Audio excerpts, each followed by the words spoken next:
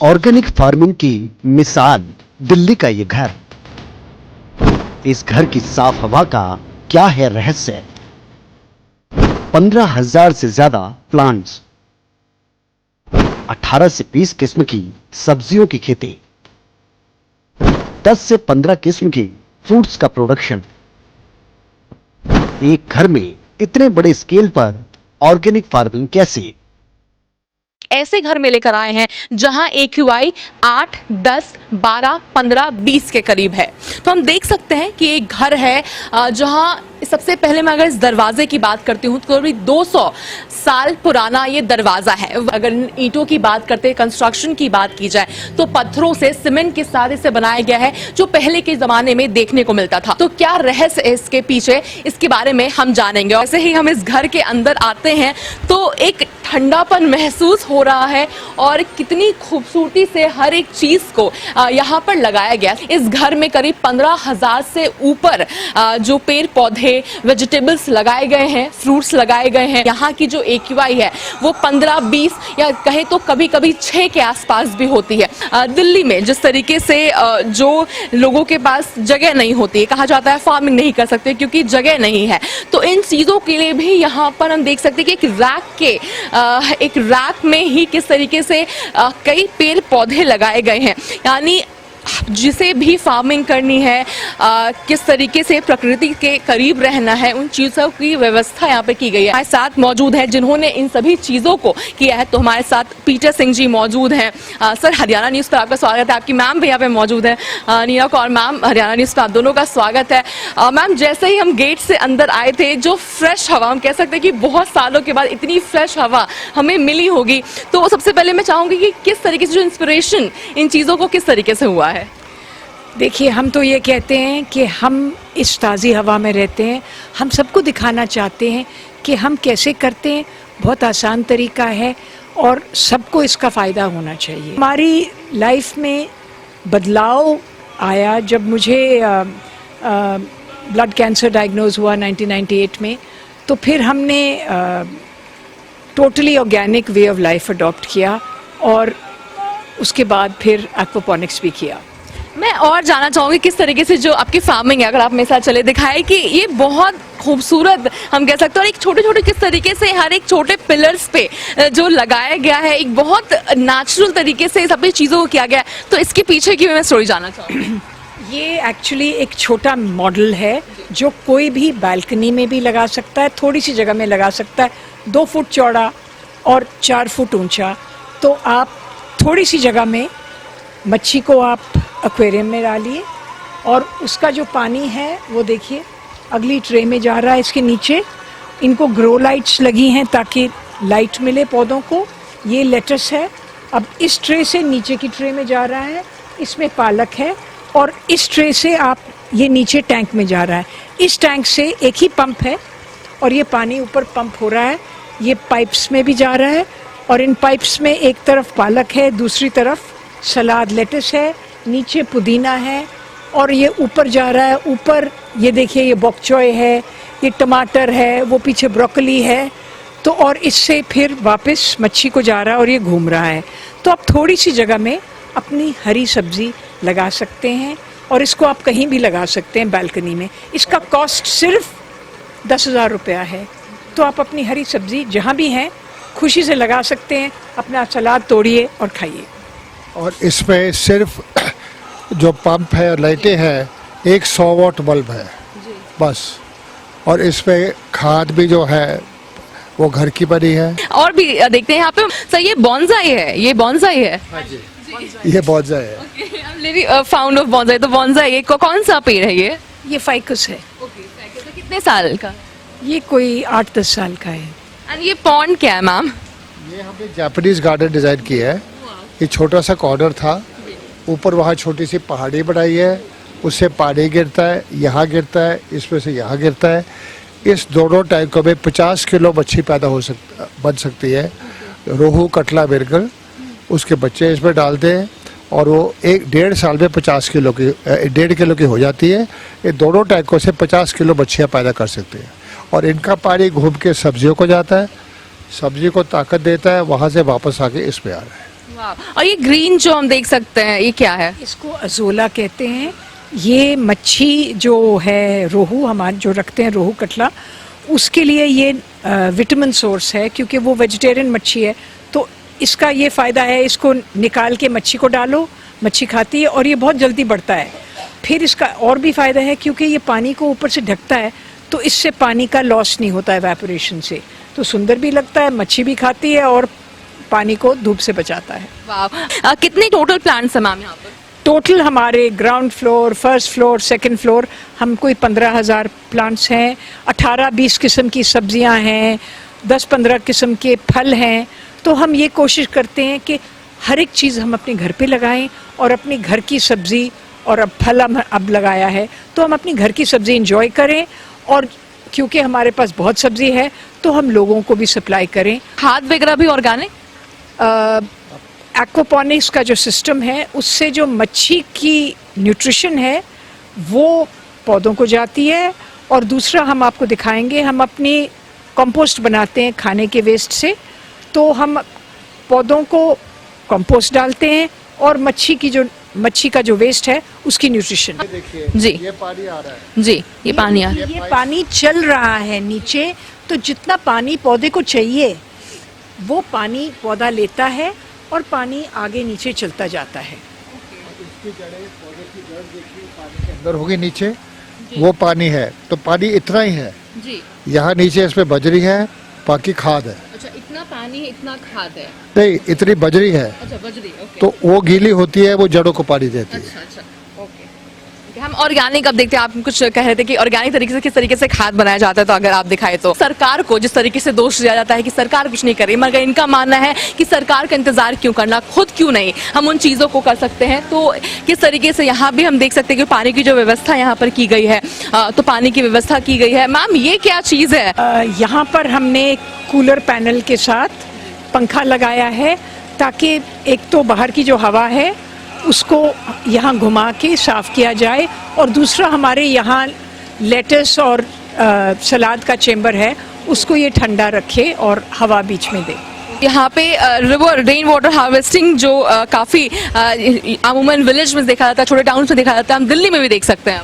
ये देखिए, ये जो पाइप है, ये ऊपर वाले पाइप, छतों से पानी आ रहा है और ये सारा आके इस टैंक पे गिर रहा है। ये टैंक 6000 लीटर का है, इसके साथ एक पीछे टैंक है 6000 लीटर का, दोनों आपस में कनेक्टेड है। तो इसका क्या होता है, ये इसमें पानी गिरता है, ये पूरा भरता है। जब इसके यहाँ ये पाइप लगा है, ये पाइप है, जब पूरा भर के फालतू होता है तो इसमें से बाहर निकलता है। यहाँ नीचे हमने 6000 लीटर का टैंक और बनाया है, टैंक है। फालतू पानी है वो फिर नीचे जाके जो नीचे वाला पानी है उसको ऊपर करता है।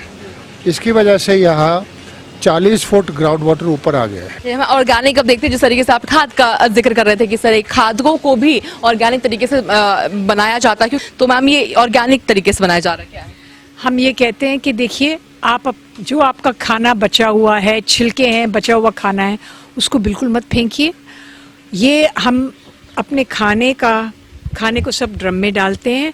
इसमें हम डालते हैं फिर ये बायो वेस्ट डिकम्पोजर, ये ड्रम में बनाया जाता है, इसमें बैक्टीरिया होता है और ये हम इसमें डालते हैं। इससे दो काम होते हैं, एक तो बदबू नहीं आती है और दूसरा ये जल्दी डिकम्पोज हो जाता है। हमने इसको और भी सिंप्लीफाई किया है कि यहाँ हमने नीचे कट लगाया है, तो 2-3 महीने में खाद रेडी हो जाती है। नीचे से हम निकालते रहते हैं, ऊपर हम अपना खाना डालते रहते हैं। तो हमारे खाने से हम दोबारा जो बचा हुआ खाना है उससे हम दोबारा खाना उगा सकते हैं। ये कितनी बढ़िया बात है। क्यारियों में डालते हैं। ये क्यारियों में फिर हम खाद और कोकोपीट, नारियल का जो वेस्ट होता है, वो हम मिला के उसका हम ये क्यारी तैयार करते हैं और इसमें हम सब्जियां लगाते हैं। तो घर में हमारा किचन का कूड़ा होता है।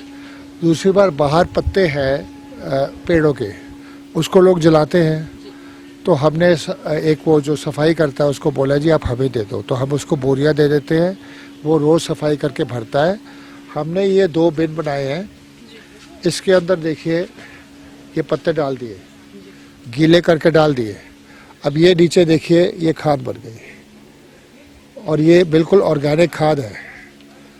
इसको हम पौधों के लिए ये और वो खाद मिक्स करके, अब ये देखिए ये बोरी है यहाँ, मैं आपको दिखाता हूँ, आप थोड़ा इधर आ जाइए। इसमें ये हमारी 10 बोरी खाद की हर 3 महीने बाद बनती है। अब अगर इसको खरीदने जाए तो 1000 रुपये का एक बैग होगा, तो 10,000 की खाद हम अपने घर में तैयार करते हैं। अब हमारे घर में आपने देखा यहाँ कोई बदबू नहीं है।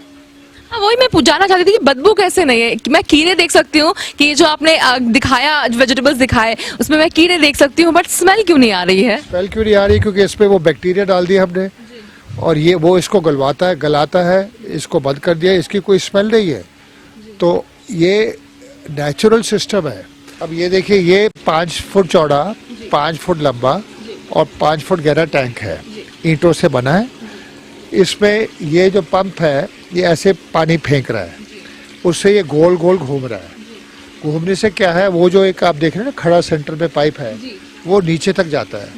अब पूरा मच्छी को खाना डाला, मच्छी का जो वेस्ट है वो गोल गोल घूम के इकट्ठा हो जाएगा नीचे, वहाँ से वो पाइप उठा के उसको बाहर लेके जाएगा। अब वो फिर वहाँ से पौधों को जाएगा, आपको दिखाया था वहाँ जो बैम्बू से आ रहा है, पौधे उनकी खुराक लेंगे। अब ये देखिए ये पानी वापस आ रहा है और इसकी कोई बदबू नहीं, कोई स्मेल नहीं। तो मैं अपने अंजलि पे रखकर दिखाऊंगी कि ये पानी कितना ज्यादा साफ है, और हालांकि ये पूरा घूम कर आ रहा है, यानी मछलियों की जो वेस्ट है सभी चीजों से घूम कर ये आ रहा है, मगर कितना ज्यादा स्वच्छ है ये पानी। और इसमें मच्छी ने सारी खुराक ले ली, न्यूट्रिशन ले लिया, पानी को साफ, पौधों ने पानी को साफ कर दिया और ये दोबारा मच्छी को ताज़ा पानी मिलता है। तो ये साइकिल है एक्वापॉनिक्स का। कह सकते हैं कि जहाँ से शुरुआत हो रही है वहीं पे खत्म हो रही है। जिस तरह से आपने भी जिक्र किया कि जो चीजें पौधे से फिर मछली को मिल रही है, मछली से फिर पानी को मिल रही है, हम कह सकते हैं एक पूरी सृष्टि कहीं ना कहीं इन्होंने अपने घर पे बनाया है। तो अब पराली की अगर जिक्र करते हैं तो जिस तरीके से पराली की वजह से दिल्ली में करीब 8% प्रदूषण होता है, वहीं पराली से प्लांट्स को भी यहाँ पर बनाया गया है। तो मशरूम्स बनाए गए। मैम क्या है ये? अब देखिए यहाँ हमने पराली ली, पराली को उबलते पानी में डाल के ड्रम में, उसको फिर बैक्टीरिया मारा जाता है, फिर उसको चॉप करके आप एक थैली में डालो और एक तह डाल के उसके ऊपर फिर ये मशरूम का बीज मिलता है, स्पॉन बोलते हैं इसको। ये तो हैं सिल्की मशरूम, ऑयस्टर मशरूम भी बहुत अच्छे होते हैं, अलग अलग बीज मिलते हैं। और इसकी आप तह बना के एक तह पर डालो बीज, फिर और पराली डालो, फिर और डालो, तो 3-4 तह में आप इसको ऊपर से बांध दो, कट दे दो, 15 दिन के लिए बंद कमरे में रखो अंधेरे में, फिर ये सारा फैल जाता है। फिर इसको थोड़ी लाइट दो और इसको थोड़ी नमी रखनी पड़ती है। और ये देखिए 1 महीने के अंदर इतनी बढ़िया मशरूम काटो, खाओ, और ये दोबारा 2 बार होते हैं। तो हम पराली का ये इस्तेमाल कर सकते हैं। ये मशरूम 100 ग्राम 200 ग्राम 100 रुपये के बिकते हैं, हम सप्लाई करते हैं। इनमें न्यूट्रिशन बहुत है, ताकत है, तो ऑर्गेनिक है, इसमें कोई खाद नहीं इस्तेमाल कोई। तो जो पराली आप जलाते हो फेंकते हो, उसको उसके ये बना के मशरूम पैदा करो। और क्या क्या चीज़ है, मैं बहुत इंटरेस्टेड हूँ। हाँ, ये छोटी सी जगह है, ये 12 फुट बाय 14 फुट का छोटा हमने ग्रीन हाउस बनाया है। गर्मी में इसमें हमारे घर में सिर्फ एक एसी है, वो हमारे सलाद के लिए। तो अब तो मौसम बदल गया है, तो अब हमने ऊपर से इसको खोल दिया है और अब तो ठंडा करने की ज़रूरत नहीं है। ये देखिए यहाँ हमने माइक्रोग्रीन्स लगाई हैं। माइक्रोग्रीन्स एक बहुत न्यूट्रिशियस चीज़ है। ये तो मेथी के हैं, ये लाल मूली के हैं, ये सरसों के हैं, ऊपर ये देखिए कितने सुंदर हैं, ये ब्रोकली के माइक्रोग्रीन्स निकल रहे हैं। ये बहुत ही न्यूट्रिशियस चीज़ है और ये भी सिर्फ कोकोपीट पर लगाए जाते हैं, इसमें कोई खाद नहीं डाली जाती। 10-12 दिन में ये रेडी हो जाते हैं। काटिए, क्रिस्प है, और इसको आप अपने दाल पे डालिए, सब्जी पे डालिए, जैसे हरा धनिया डालते हैं, सलाद पे डालिए और खाइए, एंजॉय करिए। तो एक तो ये है। दूसरा ये देखिए, ये हमारी सलाद के छोटे पौधे हैं, तो ये हम हर हफ्ते नए लगाते हैं और फिर इनको हम ट्रे में लगाते हैं, आपको अभी दिखाते हैं। अब हम ये कहते हैं कि आप शहर में आपके पास थोड़ी जगह है, ये एरोपोनिक टावर्स हैं। एक टावर में 35 पौधे हैं। तो ये देखिए, ये गमलों में हमने छोटी, ये तो पालक है, ये देखिए इसकी जड़ें सब निकल रही हैं और ये जड़ें जो है, ये जड़ जो है पाइप के अंदर जा रही हैं। पाइप के अंदर हमने एक स्पॉन्ज टांगा है, ऊपर से पानी आता है, हल्का हल्का हल्का नीचे ड्रिप होके जाता है और पौधों को कोई पानी लगाने की ज़रूरत नहीं है, खुद ही नेचुरली सारा टाइम पानी मिलता है और पानी खुद ही होते हैं। तो ये देखिए, थोड़ी सी जगह में आप इतने सारे पालक लगा सकते हैं, कोई भी हरी सब्जी लगा सकते हैं। तो एक तो ये है। दूसरा, आइए आपको हम लेटस। जी सर।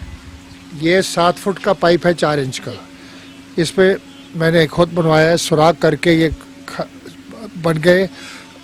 इसको, इस पे पौधे शुरू हो गए। तो इसको आप 1-1 फुट पर लगाइए। यहाँ 24 लगे हैं, इसमें 900 पौधे हैं। 900 पौधे हैं जो 1 फुट पर 1 फुट की जगह पे 900 पौधे लगाए गए हैं। 1-1 फुट दूर है सॉरी, और 7 फुट चौड़ा है और 7 फुट ऊंचा है। सर, आप जिक्र कर रहे थे कि कुछ गर्मी के समय किस तरीके से एक ठंडापन भी यहाँ पर रहता है, तो वो किस तरीके से मैनेज किया जाता है, वो भी हम चाहेंगे कि जाने किस तरीके से जो मौसम है यहाँ का गर्मी के समय जहाँ 40 डिग्री होती है, वो किस तरीके से उन चीज़ों को रखा जाता है। अब ये देखिए, बाकी तो हम सीजनल सब्जी लगाते हैं, पर इस जगह में हम ठंडी मौसम के पौधे लगाते हैं। पालक है, सबसे इम्पोर्टेंट लेटस आपको दिखाते हैं हम कैसे लगाते हैं। माइक्रोग्रीन भी ठंड में होते हैं। तो जब ठंडी होती है, अब नवंबर से लेके मार्च तक तो खुला रख सकते हैं, उसके बाद हम इसको ऊपर से बंद कर देते हैं प्लास्टिक शीट लगा के, और हमारे को एयर कंडीशनर यूज़ करना पड़ता है। अब एयर कंडीशनर भी हम बिजली से बच जाएंगे, हमने ऊपर सोलर लगा दिया है, तो हमें बिजली की लागत भी नहीं होगी। तो आइए आप जी जी जी।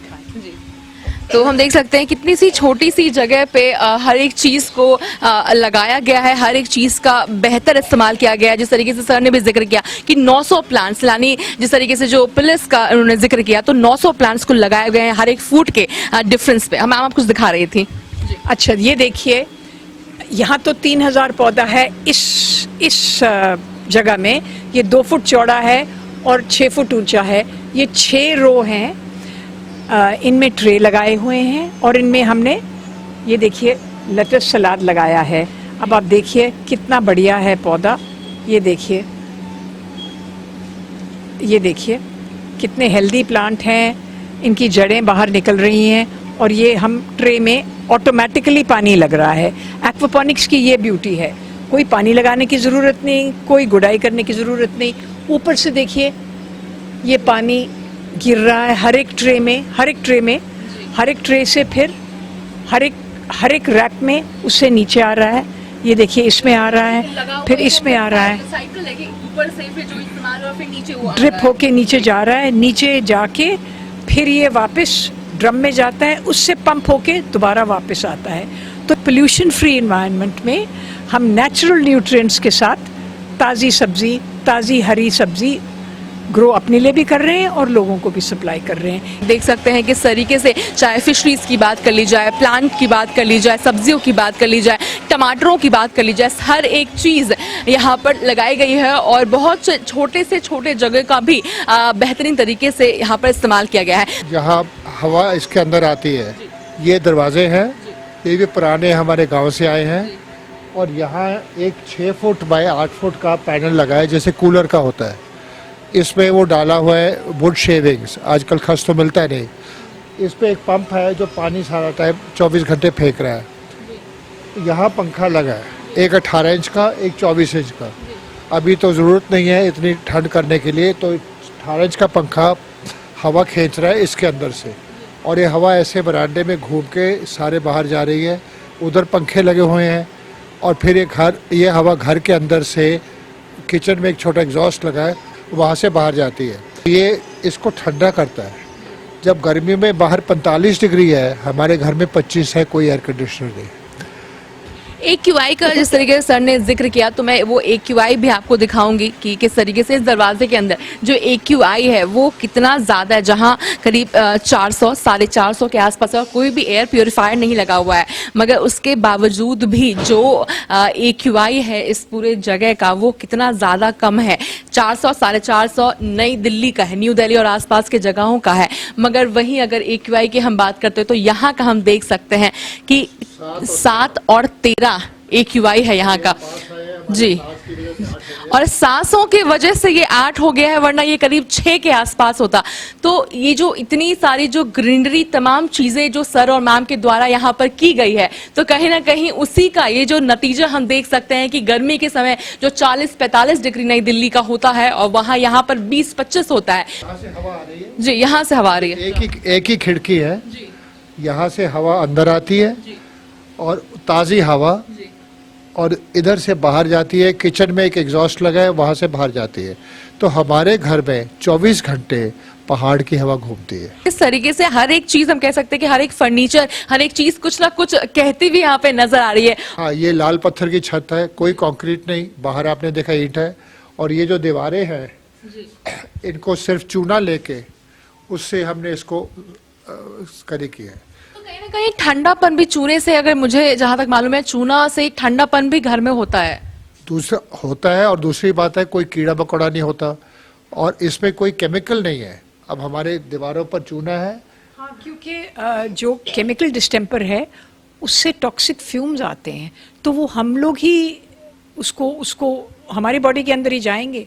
चूना तो एंटीसेप्टिक है। पेंटिंग्स की वजह से, यानी अगर हम पेंट्स का इस्तेमाल करते हैं तो वो हेल्दी नहीं होता है, उससे दिक्कत हो सकती है, सांस लेने में प्रॉब्लम हो सकती है, कीड़े मकोड़े आते हैं, मगर चूना बहुत फ्रेश होता है। वहीं आपको हम ले चलते हैं जो फार्म्स है, यानी छत पे जो फार्मिंग किए गए हैं, टेरेस फार्मिंग की बात की जाए तो सोलर पैनल्स का भी इस्तेमाल किया गया। साथ ही सीढ़ी की हम देख सकते हैं कि लकड़ी की सीढ़ी यहाँ पे बनाई गई है। तो हर एक चीज को जो फ्लोरिंग हम देख सकते हैं कि लकड़ी की फ्लोरिंग है, तो बहुत बेहतरीन तरीके से। मैम, ये कौन सी लकड़ी है? ये साल की लकड़ी है। साल की लकड़ी को दीमक नहीं लगती, तो तभी हमने साल की लकड़ी इस्तेमाल की है। बहुत सोच समझ के हर एक चीज को बनाया गया है। मैम, कितने साल पुराना ये घर है? 1989 में, तो अभी इसको 35-40 साल हो चले। तो हर एक चीज के पीछे कहानी है, आपके नाम के पीछे कहानी है, एक सीढ़ियों के पीछे कहानी है, इस घर के पीछे कहानी है। तो बहुत सोच समझ के हर एक चीज को बनाया गया है, फ्रेश रहे, हेल्दी एक लाइफस्टाइल लोगों की रह सके, वो बहुत जरूरी हो जाता है। कई सारे पेड़ हम देख सकते हैं कि काफी प्लांट्स आप लगाए। तो मैम, इस स्टोरी, इसके पीछे, टेरेस फार्मिंग के पीछे की स्टोरी? हमने तो ये सोचा कि देखिए छत पड़ी है, इसको हम क्यों ना इसके ऊपर भी सब्जी लगाएं। इसका फ्रेम बना के, तो अब हम इसमें फिर ज़्यादा सब्जी लग सकती है। तो ये देखिए टमाटर हैं, ये ब्रोकली है, गोभी है, जो भी सीजन की सब्जी होती है हम सब पूरी छत पे लगाते हैं। हम एक चीज मैंने नीचे भी नोटिस किया था, यहाँ पे ये चीज क्या है? ये हर जगह पे लगाया गया है। टेम्परेचर, ये टेम्परेचर और मॉइस्चर।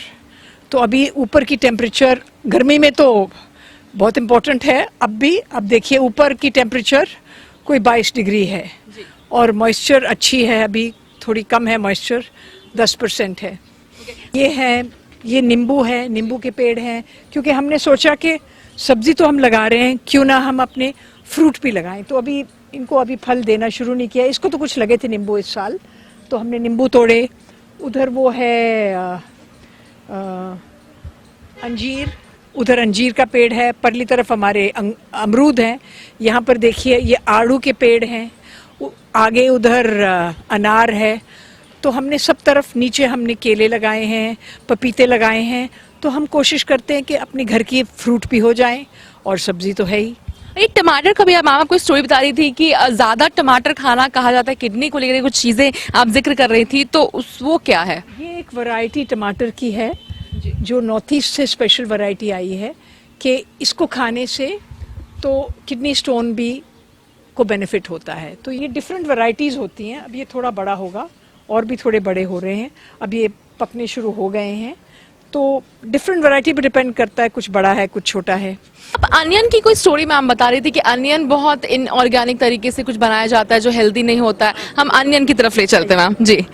तो अनियन जो प्याज जो अमूमन हर एक चीज़ में इस्तेमाल किया जाता है और बहुत स्वादिष्ट भी कहीं ना कहीं खाने को बनाता है, तो उसका भी यहाँ पर मैम जिक्र करेंगी। एक स्टोरी भी बताया जा रहा था कि अनियन की वजह से जो उस जगह का जो पूरा पानी होता है वो सूख जाता है, क्योंकि प्याज को पकने के लिए बहुत समय जो बहुत पानी का इस्तेमाल किया जाता है। जी मैम। प्याज ही लगा रहे हैं, पर हमने एक छोटा सिलेंडर बनाया है जाली के साथ, 1 फुट डाया का, उसको नीचे प्लास्टिक की प्लेट में रखा है और उसके अंदर हम छोटे छोटे प्याज लगा देते हैं।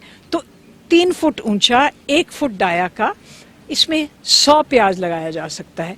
पानी उस पाइप में डालते हैं, पाइप में कट है तो पानी भी कम लगता है और आपको हरा प्याज 4 हफ्ते में तोड़ने के लिए। तो ये हम देख सकते हैं कि यहाँ पे जो पाइप्स है उसमें ये कट लगाया गया है, यानी अगर ऊपर से पानी डाला जाए तो हर एक स्टेजेस पे पानी मिल सके। और साथ ही ये मामी कौन सा प्याज है?